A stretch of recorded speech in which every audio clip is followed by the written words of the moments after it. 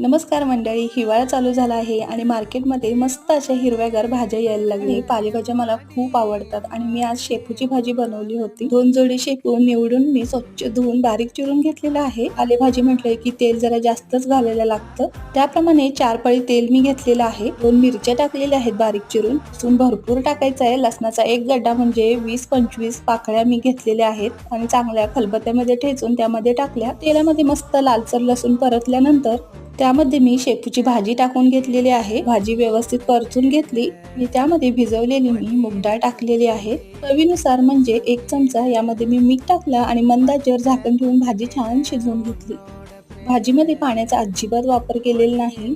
भाजीला त्याच्या अंगचंच पाणी सुटलेलं आहे आणि हे पाणी पूर्णपणे आटेपर्यंत भाजी छान शिजवून घ्यायची. भाजी आपली तयार आहे. भाजी तुम्ही गरमागरम कोणतीही भाकरी, ज्वारीची, बाजरीची किंवा तांदळाची याच्यासोबत खाऊ शकता, भातासोबत खाऊ शकता.